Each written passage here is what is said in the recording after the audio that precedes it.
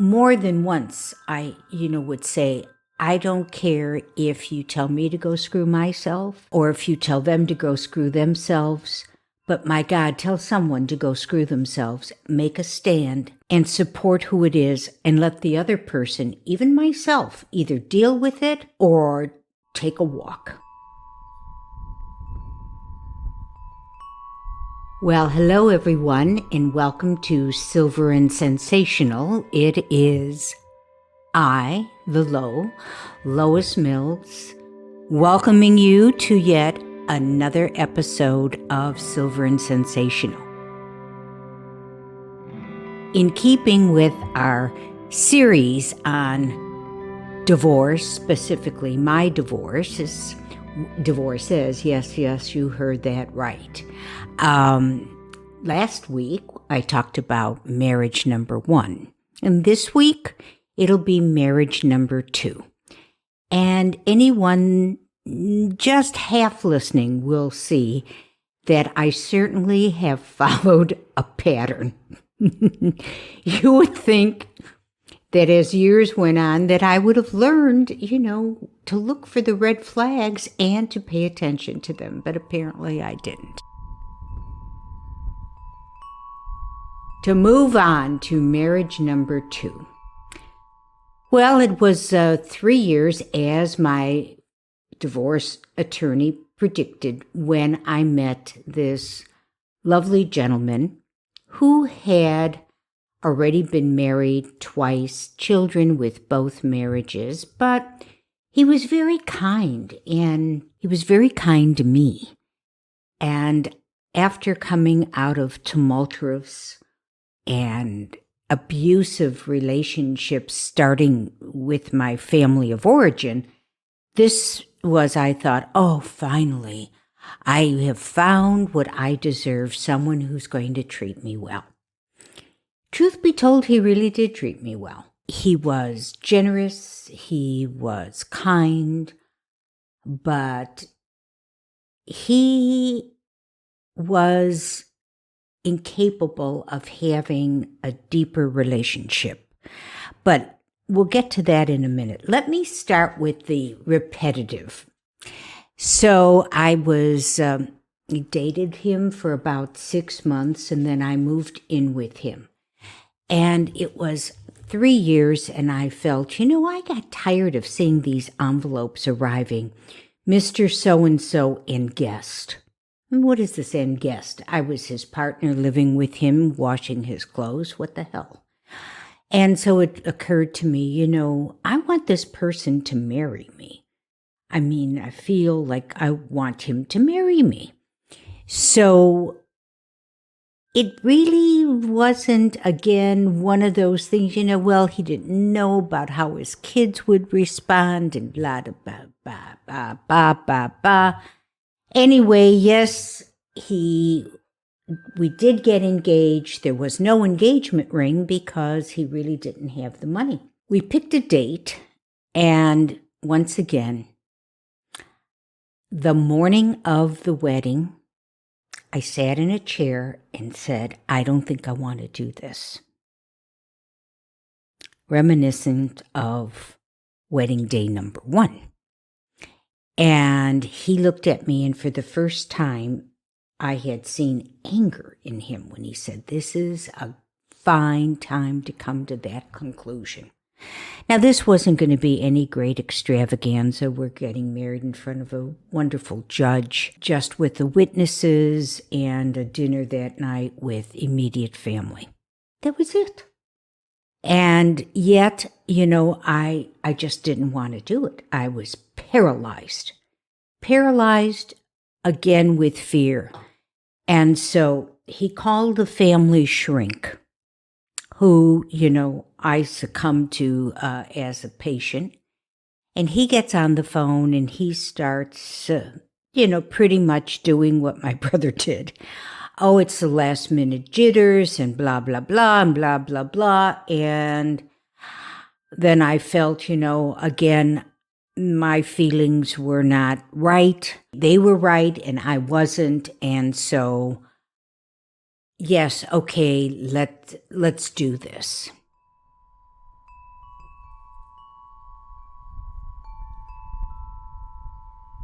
again, I lost myself in this marriage where his business took precedence. His friends became our friends.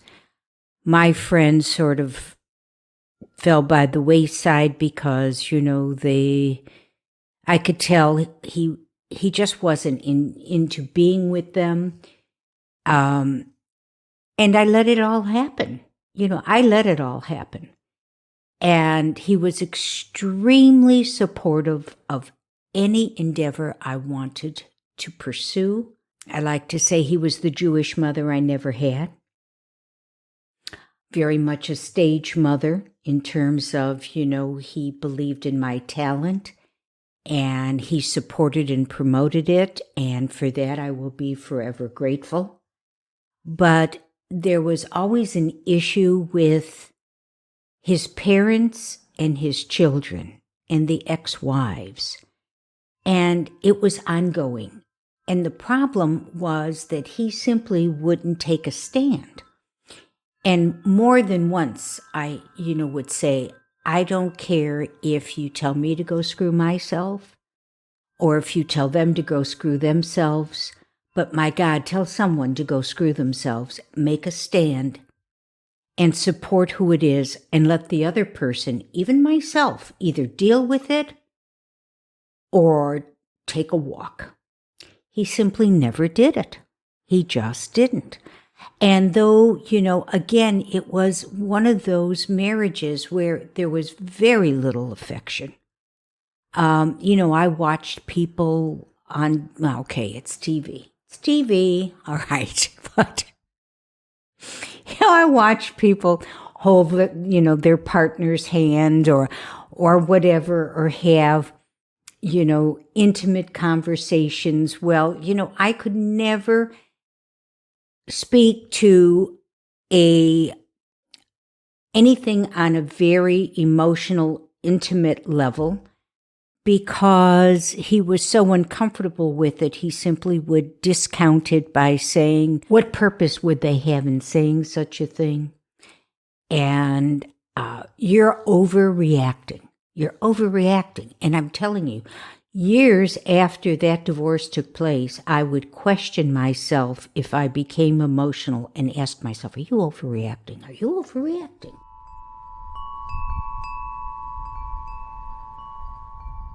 I don't want to say that it was horrible. It wasn't horrible. It was just sort of empty. However, I had projects that fulfilled me. And so I had a business, which then I had for about 4 years, and I sold. And then I started on the building of this magnificent apartment in Chicago.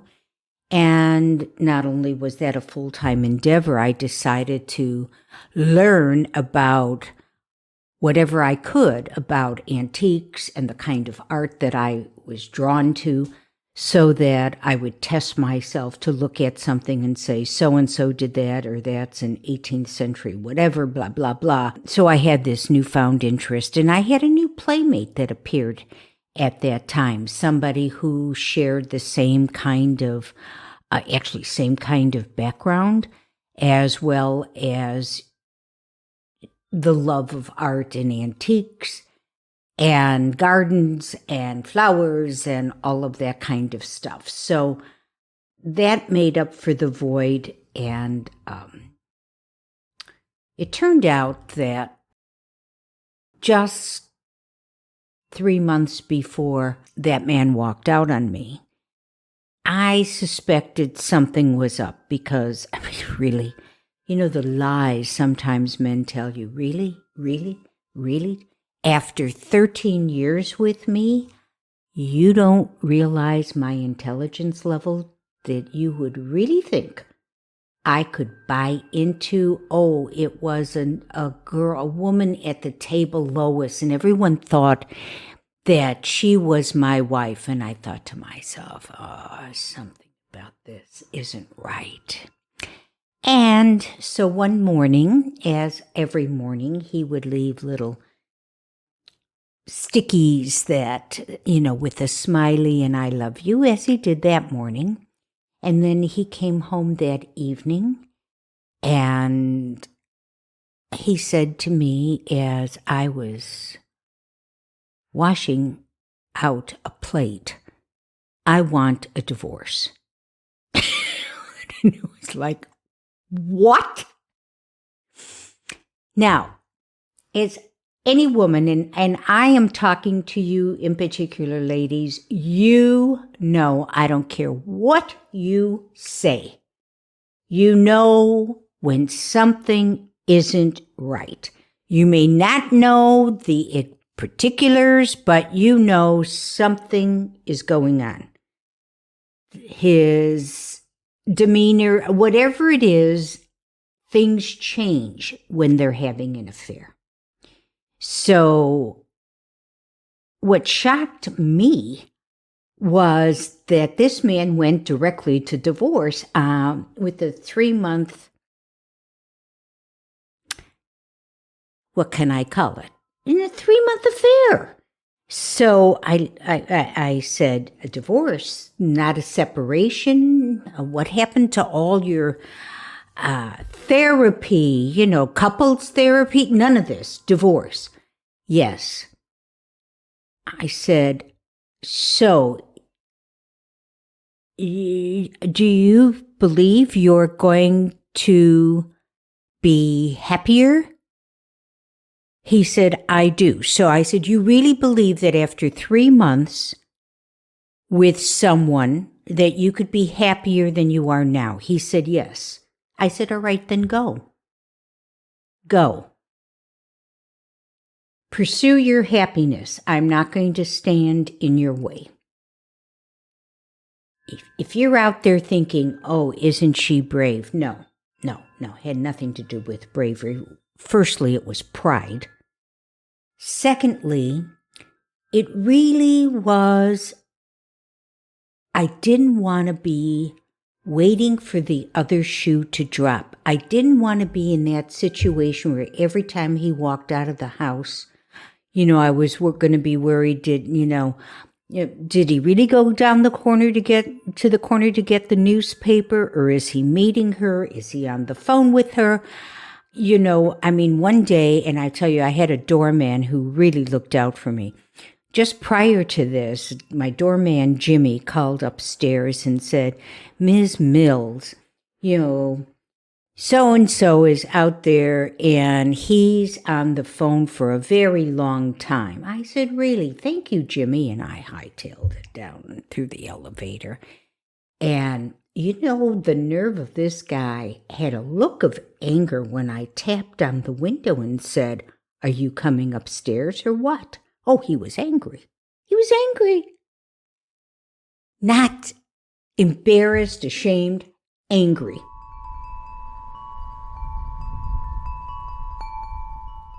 That was the beginning of my end, because believe me, I was not somebody who just said, fuck you, I'm finished, I'm done, and went on with my life. No, I took to the fetal position. I was an emotional wreck. I had been in a bad emotional state for the 6 months before this all happened. So I've always had the feeling that when I wasn't strong and able to take care of things, he didn't want to have to deal with it.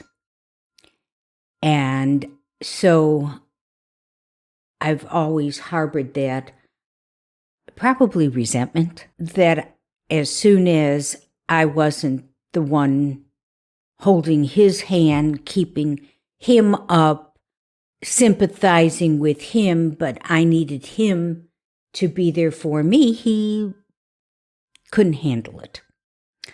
And yet then on the other hand, I think, well, maybe he didn't bargain for this. But at any rate, I was in the fetal position. He did some traveling, asked to stay. And which I did, he went and slept on the sofa.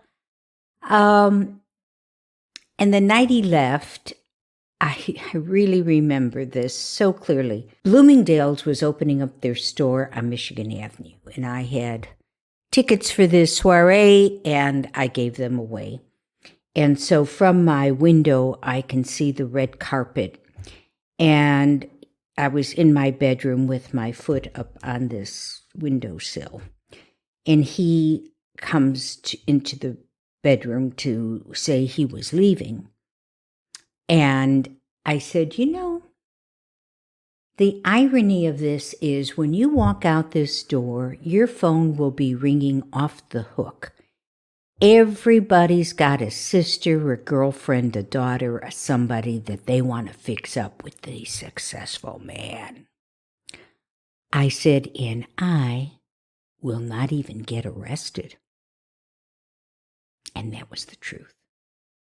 Now, yes, people did call and did call him, but he was already ensconced with the woman of his dreams, who ended up really being wife number 4, with whom he's still married, I should say.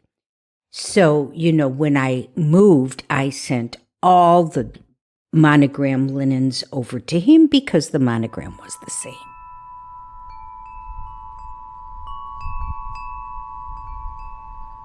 It was a very rough, actually 5 years for me. I was so humiliated that he found somebody, and, before you start writing all kinds of shit, let me tell you, I'm only repeating what was said. He found somebody older, not as pretty, and not as nice as Lois number 1.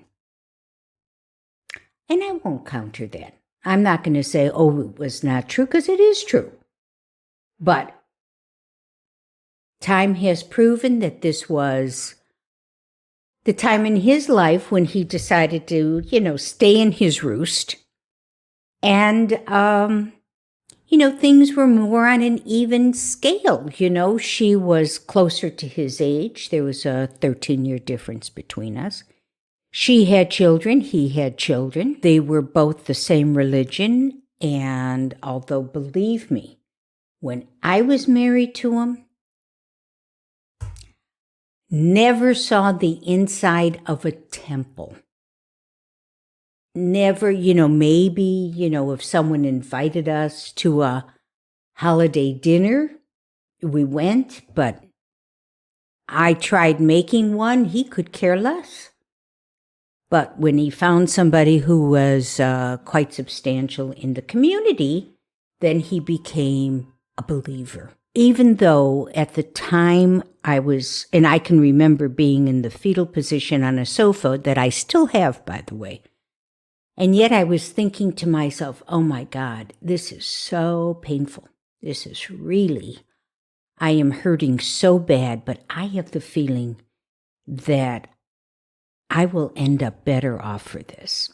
And I tell you, that feeling was absolutely right, because once I got beyond all of the emotion you have with loss and betrayal and abandonment, of which all 3 are issues for me, I was able to go on to have a really free-feeling, successful life. I was able to do things that I wanted to do without having to ask anyone, are you okay with this?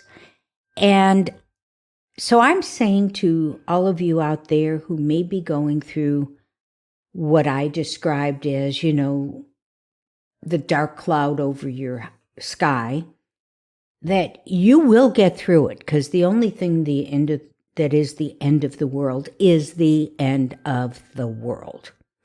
You will get through this. The best way for you to do it, if I might say, is to concentrate on yourself. Don't focus on what he's doing, who he's with, what kind of life he's having. just put that aside. This is the time for you to develop yourself. Or if you've lost yourself, to gain it back, but to make the life that you want. I see so many women spending so much time, energy, emotion on Lori, his new wife, is doing this, and Jane, his new wife, he does with her, he never did with me, and they're doing this, and they're having that. Believe me, they aren't thinking about you. Every thought you have about them affects you physically and emotionally. And I could tell you, after all the many months of this severe, deep depression, this high emotion, I developed an autoimmune deficiency disease, which I might tell you, whether it's Eastern or Western medicine, both of them are in agreement, not rarely, but they are in agreement, that this sort of problem develops after long periods of deep depression or high levels of stress. So I basically opened the door to having a debilitating disease, which actually led, because of it, it led to my having a massive heart attack. And so I say to you, don't go there. Don't go there. As hard as it may be for you, especially when you're older, maybe many of you, your children are grown, or almost, they're in college, or, whatever it is, they're not small yet. And so really the only people you need to be thinking about is you, yourself, and I. You, yourself, me. What is it? You, yourself, me. It's simply something that I really want you to pay a great deal of attention to, because it is the worst thing you can do is to beat yourself up. And believe me, I beat myself up with all the things I didn't do right. It was all my fault, all my fault, all my fault. And had I done this or had I done that? And, I'll give you a little epilogue, and then this is what set me straight. So we continued a friendship for over 20 years after he left, after the divorce even. Phone calls, checking in to see how each other was doing. And this went on. His father was dying. He called me looking for a shoulder, which I gave him. And, he was difficult when it came to the divorce settlement. And so I was in such a distraught emotional state, I didn't have the wherewithal to fight it. So, and at the time I always felt, I can make money. In retrospect, I really should have again, here I go.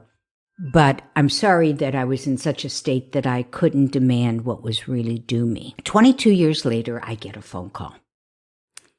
And he said, "Do you remember that star sapphire ring I had?" I said, "Yeah." He said, "Do you know where it is?" I said, "I really don't."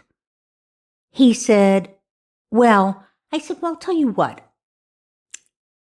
I said, my daughter wants it. I thought, your daughter, the one that let the hair grow under her arms and could care less about what she looked like, what she smelled like, and now she's worried about your star sapphire? I thought, no.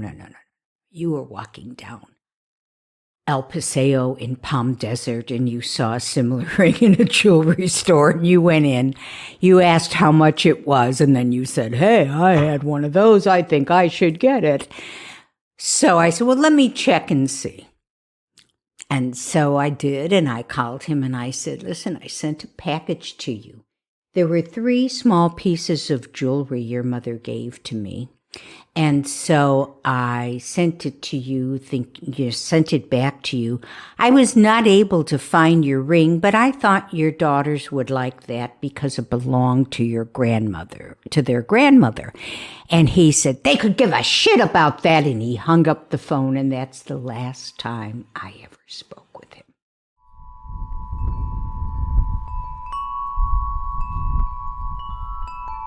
First, I blamed myself. Then I took his generosity once he got himself back on track financially. He was very generous. Believe me, people, all I needed to say is, gee, isn't that pretty? And I got it, okay? So I mistook his generosity for my being able to wear his wealth well. And then I blamed myself all the things I didn't do, and yet that last phone call showed me, well, when you're no longer giving him what he wants or what he needs, you're done. And so that was the second time. And that gave me the cure. So I can look back now and say, yeah, I did a lot of things I shouldn't have done and a lot of things that I didn't do that I should have done. But there's a reason, and I don't absolve myself, but there's a reason when people have multiple marriages. So I'm here to tell you, if you're coming along as wife 3 or 4, buyer beware, because take a look at the red flags and don't let them fade into a pale pink, because they're there for a reason. But anyway, that is my story. I hope some of the parts of it, if you do have any kind of relationship with them, that my telling them has made you feel better and or made you look at something in a different way. And if not, maybe you're just a voyeur that wants to hear how other people have lived and have gotten divorced. In any event, I cannot thank you enough for tuning in. And please do hit the like button, subscribe if you haven't, and do share us with your friends. And then click the little bell, which will tell you when a new episode is dropping, which our lovely Jessica does every Friday.